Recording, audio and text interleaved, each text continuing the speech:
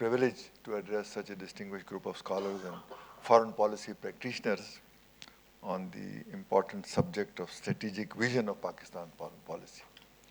I hope that we'll have an interactive discussion in case any questions arise in your mind by this presentation. As most of you know, foreign policy choices before a nation are determined partly by international factors, by the regional factors, and last of all by the domestic environment in which you operate and make that foreign policy. So I'll briefly touch upon each one of them before outlining the foreign policy itself. On the global stage or the international level, we are all already witnessing many profound transformations and their fallouts on the stability and security of the world. As most of you are aware, the unipolar world that emerged after the end of the Cold War in the early 90s has gradually been replaced by a multipolar system, and it's no longer possible for any single country or group of countries to meet all the global challenges of both security and economics and development. Then, of course, self-serving national interests tend to override the collective approach that is required for maintenance of international peace and security. And that's why we see many limitations in global problem solving, as we see very clearly in places like Syria and Iraq, when conflicts of interest don't allow us to reach a quick solution. These power rivalries and proxies further complicate the security challenges. And the first and foremost of such challenges is the emergence of non-state actors and militant groups as instrument of change.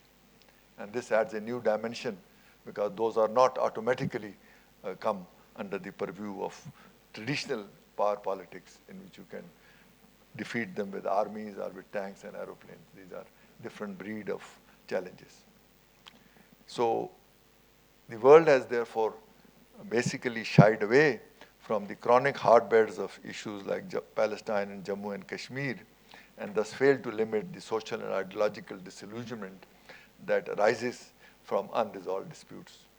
And therefore, the lesson that should be learned is that if we add to the list of unresolved problems in the future, the problems will get more complicated and not less complicated. Unresolved conflict threaten to reverse the development gains of not only the affected, but also of neighboring countries and beyond, as we see today, the grave refugee-driven crisis, primarily by conflict, war, and persecution. And again, it's a fallout of problems that were created in the first instance, and if they are unresolved, then they lead to such consequences. We have also suffered such a protected refugee situation for almost 3 decades, when we hosted at its peak 5 million Afghan refugees, and 3 million are still in Pakistan.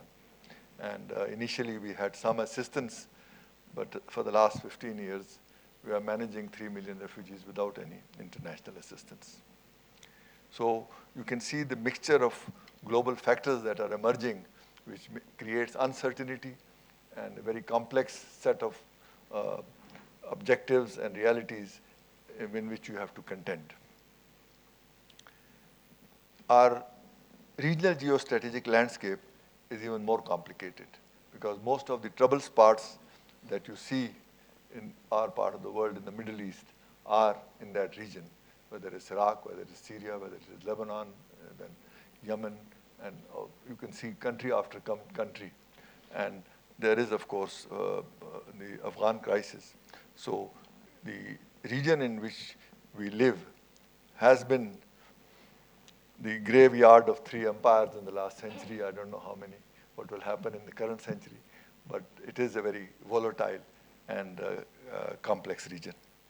And in our case, our regional situation is further complicated by India's policy towards Pakistan, in which our effort to resume the dialogue and deal with issues through dialogue is not receiving a positive response so far, and therefore we are faced with a difficult problem of trying to keep the line of control peaceful and allow the tensions from rising further. And therefore this is an issue which complicates. In Afghanistan, of course, the uncertainty, despite 14 years of presence of ISAF forces, 130,000 of them, the initial objectives of eliminating terrorism has not been achieved. Peace has not been restored. Development has not been promoted. And the ISAF forces have withdrawn after very huge expenditure and huge human losses, leaving a very volatile situation in which ethnic divide and growing poverty and an economic crisis. So in the last year, Afghanistan has gone through 3 transitions: the security transition, when foreign forces left, then this political transition when new elections took place and a new government of national unity came, and economic transition, which is essentially a meltdown because the expenditures which were being incurred on by foreign forces provided some level of economic activity, which has now declined, and therefore their growth rate is negative and their budget deficit is very large. So efforts in this context of promote reconciliation is proving extremely difficult because the Taliban, who were not quote unquote defeated on the ground, have sort of remained intact, and now they are expanding their writ and have threatened a what you call spring offensive. And so far, I'm glad that last year they didn't gain much territory, and I hope this year. So if this thing persists and they are unable to gain territorial gains on the ground, then they'll probably be persuaded to talk. But we have now created a 4-power quadrilateral coordination group, which is trying to promote this dialogue. So I hope that dialogue can begin in the coming weeks, but whether it will lead to durable, peaceful solution will depend on the ground situation partly and what Afghanistan, because it's basically a negotiation between the Afghan government and the Taliban group. So let's hope that they'll find some basis on which they can reach a peaceful solution. So we are trying to grapple with a very difficult regional situation, as you saw from our relations with India and Afghanistan and the fallout of the broader Middle East. The domestic situation, of course, is very critical because the foreign policy cannot be divorced from ground realities back home. And our inheritance in this case, in the 80s, to get deeply involved in the strategy to counter this Soviet invasion of Afghanistan, has led to many serious long-term consequences. And as some of you are aware, it was the US and other countries which jointly funded, trained, and equipped to fight the Russian occupation of Afghanistan in December 1979. And throughout the 80s, this process was going on. But when the Russian review in 1990, the world abandoned Afghanistan, and those 7 warlords who were fighting the Russians started fighting each other. And that is the context in which the Taliban were born in 1994, 3 years after the Russians left, and they gradually started expanding to the rest of the country. And by 95, they captured Herat, 96, Kabul, and by 98, Mazar Sharif. So by 98, 99, they had virtually captured 90% of Afghanistan. But then came 9/11 tragedy and the invasion of Afghanistan by the US's allies. And that all those people that were jointly trained and funded were pushed into our side of the tribal area. And they then joined forces with Pakistani Taliban and became a threat to us. So that is how our security situation was compounded. And from 2002 onwards, particularly after 2004, as these people who came from Afghanistan began to expand in our tribal belt, that is when they became much more serious threat to us. And in the last 12 years or so, our casualties are more than 60,000, including 10,000 security personnel. And economic losses exceed something like 100 billion, and serious damage to investment climate. And of course, this was further compounded, this threat to our security, by many violent conflicts due to sectarian, ethnic, and other sub-nationalist movements within Pakistan, especially in Karachi and Balochistan. So we had a very volatile security situation. But as I'll explain later, this is one area which we have taken very seriously and achieved very good results in the last 2.5 years. And I think we are turning the corner as far as the war against terrorism is concerned. So you can see from this brief description that the international situation is changing very rapidly, and you can't predict very much. If people had asked, if you list the events that happened last year and ask somebody whether 3 years, 4 years ago they could have predicted, the answer would be no. There are such rapid pace of change and such total uncertainty. And particularly the meltdown in the Middle East is the most unfortunate and difficult environment, which also affects our domestic environment. So in this context, to have a clear vision, a strategic vision of the foreign policy is not an easy task. But I think we have to deal with the situation as best as we can. And so the 4 major pillars that we have developed for this new strategic vision, the first one is, logically speaking, from the analysis I have presented, is first priority to our own security. And this looks very obvious that we should say that as if we have not done it in the past. But the fact is that by getting involved in other countries' wars or affairs, we have jeopardized our own security. So the new policy is a policy of non-interference, that we will not fight other people's war, and we will not get involved in any issue that does not directly affect us. A more modest approach, but realistic approach, because without this, we can't defend our own security and refrain from and those causes which do not concern us directly. Secondly, economic revival is the first centerpiece of our foreign policy, because without a more rapid economic growth, we can't deal with poverty, our unemployment, but also cannot protect our sovereignty and because we then increase our dependence. But economic revival is not possible without a peaceful neighborhood. So the third pillar comes to have a peaceful neighborhood. So we have been trying in the last 3 years to improve our relations with Afghanistan, with Iran, with India, and with China. So this peaceful neighborhood policy is a direct consequence of our emphasis on the first priority to economic revival and development. Finally, we are making very concrete efforts to convert Pakistan's geostrategic location as a bridge between Central Asia, West Asia on the one hand, and South Asia on the other. It's a very fantastic geographical location. But so far it has been a liability rather than an asset. So we are trying our best to convert this liability into an asset through trade, transport, and energy connectivity. And in this context, with China, with Central Asia, and this would also help us to some extent to rebalance our geostrategic and geoeconomic priorities.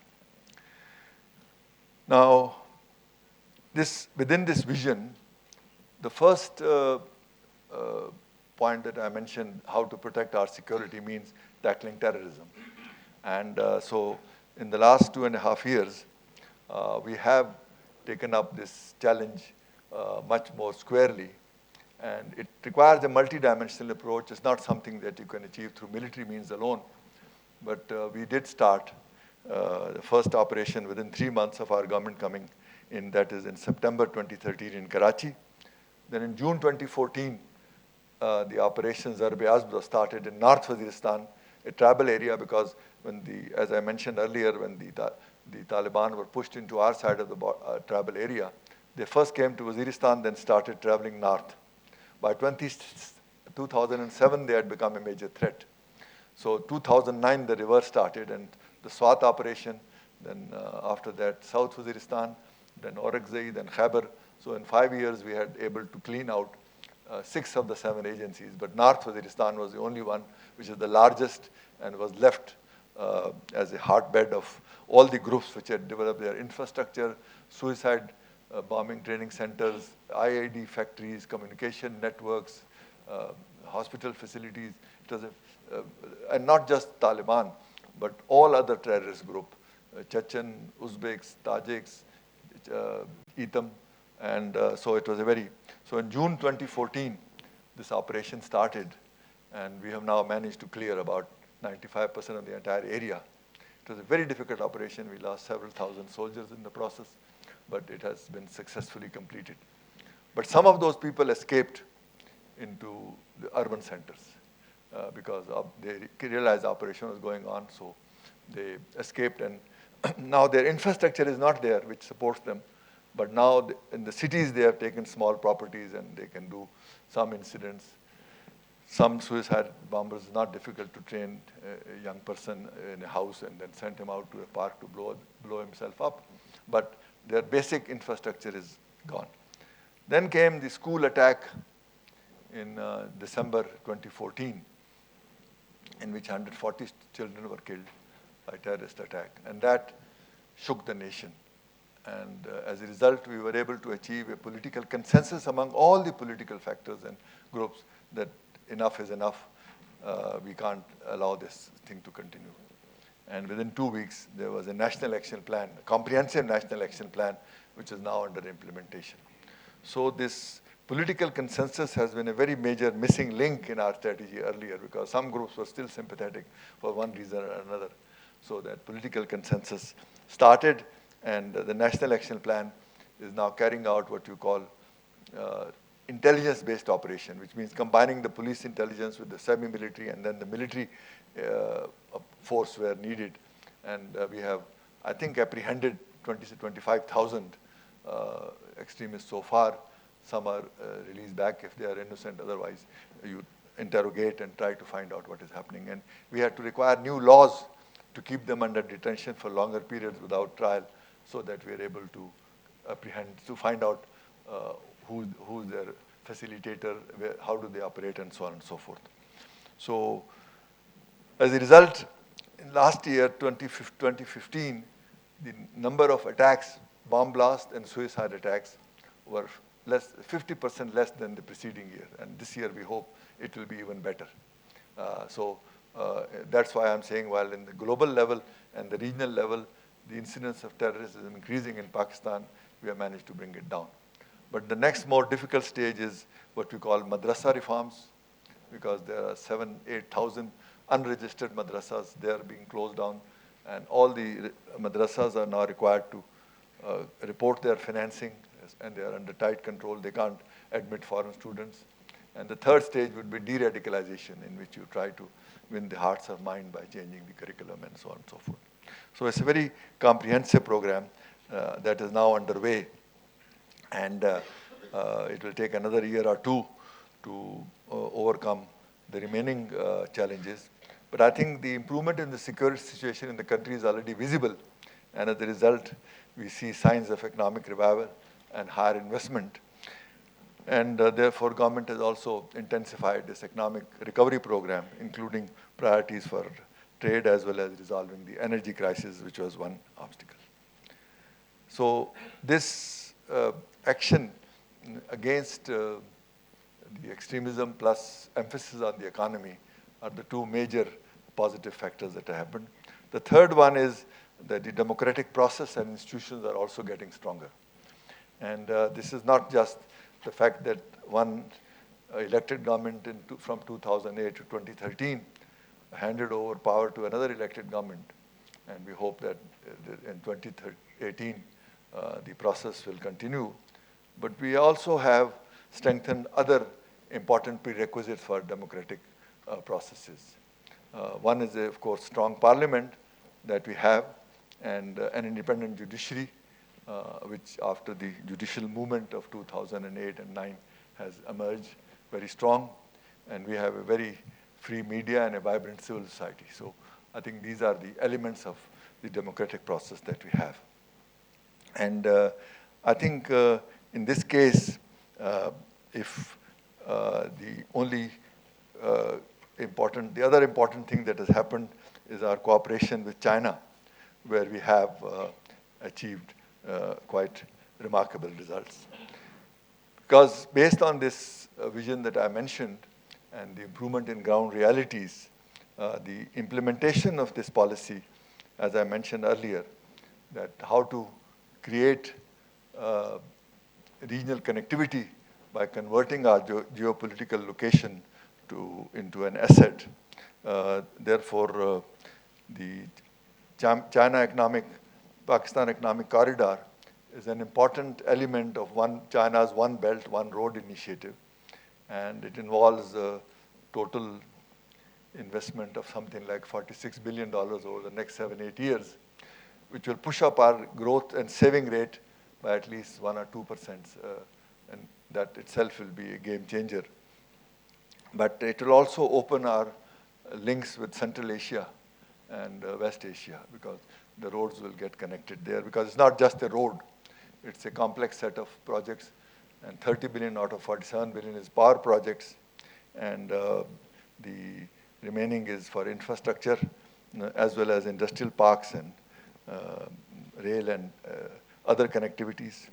And I think this will also bring Pakistan closer to other areas, because we already have 3 other projects for regional connectivity. There is the Tapi gas pipeline, which brings gas from Turkmenistan through Afghanistan to Pakistan and then to India.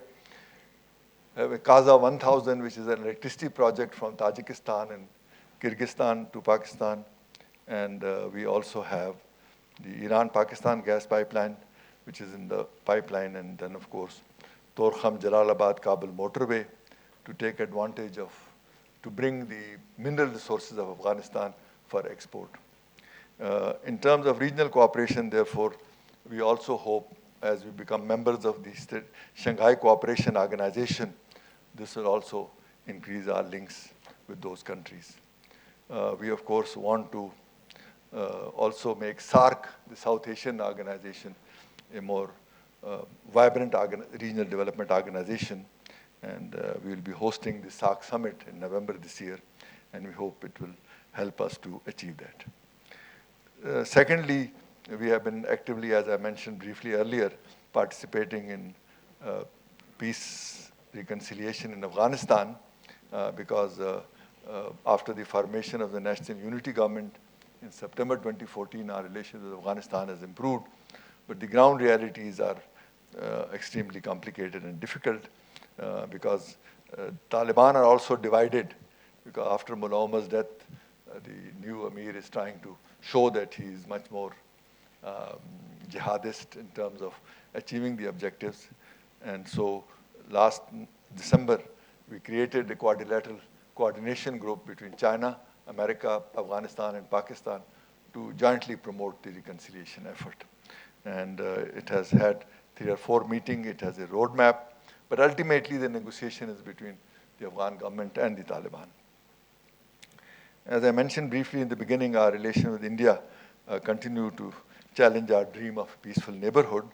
And following the visit of the Indian External Affairs Minister in December last, we have agreed in principle to resume a bilateral dialogue, which was previously called composite, now it's called comprehensive dialogue.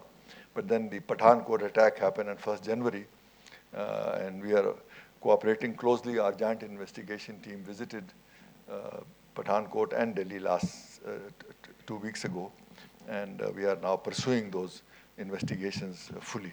Meanwhile, of course, we have arrested an Indian intelligence operative and former naval officer from Balochistan, and who was trying to encourage insurgency there. And but we still want to resume our composite and comprehensive dialogue. And terrorism is one part of that composite dialogue. So all these issues can be discussed as a part of that dialogue. But in this context, of course, we are also very keen to maintain strategic stability in South Asia, because if it doesn't happen, then it becomes more difficult to maintain our own balance, because we have to take countermeasures to protect our security. And we hope, therefore, that the global community will also encourage India to resume the dialogue, because without that, we cannot deal with the problems that we all face. And in this context, I think we need a more balanced, fair, and non-discriminatory approach towards the region so that we have achieved the desired results. Before concluding, I'll say that we are also strengthening our relation beyond our neighborhood, focusing on the Muslim world, also East Asia and Europe and USA, because we want to deepen our security areas of cooperation and trade and economic links. And in fact, I'm in London for the annual ministerial review of the strategic dialogue between Pakistan and the UK, where we have 4 roadmaps on trade and investment, on development cooperation, on cultural exchanges and cooperation, and security cooperation. So we are updating them for the next 3 years. And so it is moving very well as far as, and we also have similar strategic dialogue with USA. And we are, of course, playing a very positive role at the international fora in the UN system. And for example, Pakistan is one of the leading contributors to UN peacekeeping, and we have contributed the largest number of troops. And I think we support the reform of the UN Security Council to make it more inclusive, democratic, and efficient. And I think overall, our role in global peacekeeping and all the other activities that happen are quite significant and positive. Before I finish, let me point out that in terms of future priorities, we'll continue to focus on the economy as the first priority of our foreign policy, build CPEC and focus on better relations with our neighbors, and by putting our house in orders through better governance, which will enable us to accelerate our growth rate from something like 3-4% in the last 7-8 years to 6-7% in the coming, because that is the real manner in which we'll solve our own priorities. Thus, in a nutshell, this is strategic vision of our foreign policy, and this is based on the principles of Quaid-e-Azam Jinnah, the founding father of Pakistan. He said our objective should be peace within and peace without. We want to live peacefully and maintain cordial and friendly relations with our immediate neighbors and world at large. We have no aggressive design against anyone. We stand by the UN Charter and will gladly make contribution to the world, to the prosperity and peace of the world. So I think those words uttered 60 years ago, 65 years ago are still valid, and we hope to abide by them. With these words, I conclude my presentation and look forward to answering any questions that you may have. Thank you.